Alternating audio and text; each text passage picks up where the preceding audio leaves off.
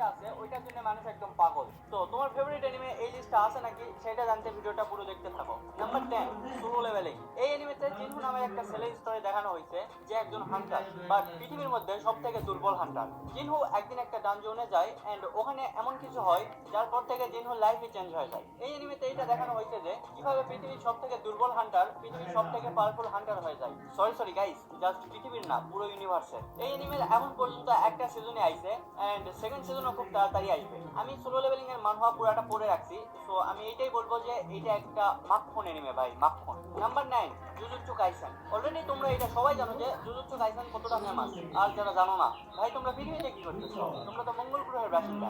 Sorry guys, just kidding. এই অ্যানিমের main villain Suguna, যে king of কার্সেস, যাকে 20টা ফিঙ্গারে সিল করে রাখা হয়েছিল। তো সিরিজের মেইন ক্যারেক্টার ইউজি ইকাদোরি একটা ফিঙ্গার খেয়ে ফেলে, যার ফলে ইউজির ভিতরে কিং অফ কার্সেস সুগুনা চলে আসে। এখন যদি ইউজি সুগুনাকে কন্ট্রোল করতে পারে তাহলে সবাই বেঁচে যাবে, আর যদি সুগুনা ইউজিকে কন্ট্রোল করে তাহলে সুগুনা ইউজিকে দিয়ে সবাইকে মেরে দিবে। তো শেষ পর্যন্ত কি হয় সেটা জানতে হলে তোমাদেরকে এই অ্যানিমেটা দেখতে হবে। এই অ্যানিমেটা বেশ ভালো, বাট এইটার কিছু ছাপড়ি ফ্যান্সদের জন্য অ্যানিমেটা ছাপড়ি বলা হয়। Number 8, Demon Slayer. এই অ্যানিমে তানজিরো কামাডু নামের একটা ছেলে স্টোরিকে ফলো করে, যার পুরো ফ্যামিলিকে একদিন মেরে ফেলা হয় এন্ড তার ছোট বোন একটা ডেমনে ট্রান্সফর্ম হয়ে যায়। তানজিরো এখন তার বোনকে বাঁচাতে চায়, আবার ম্যানেজ করতে চায়। এতটুকু শুনে তুমি স্টোরিটা যতটা সিম্পল ভাবতেছো ততটাও সিম্পল না। তুমি অ্যানিমের জাস্ট 15টা এপিসোড দেখো, প্রথম দিকে সিম্পল মনে হলেও জাস্ট 15টা এপিসোড দেখার পর তুমি এই অ্যানিমেটাকে ছাড়তেই পারবে না। তাছাড়াও এর অ্যানিমেশন কোয়ালিটি অনেক ভালো ভাই, এন্ড নেজুকো আর মিৎসুরি তো আছেই। তুমি এখনো এই অ্যানিমেটা না দেখলে এখনই দেখা শুরু করে দাও।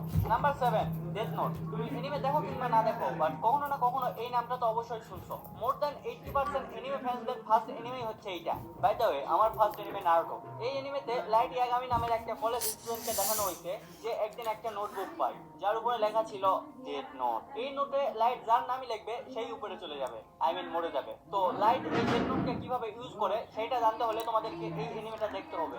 এন্ড এই অ্যানিমেটা শেষ করার পর তুমি জাস্ট একটা কথাই বলবা, ভাই এটা সত্যি একটা মাস্টারপিস।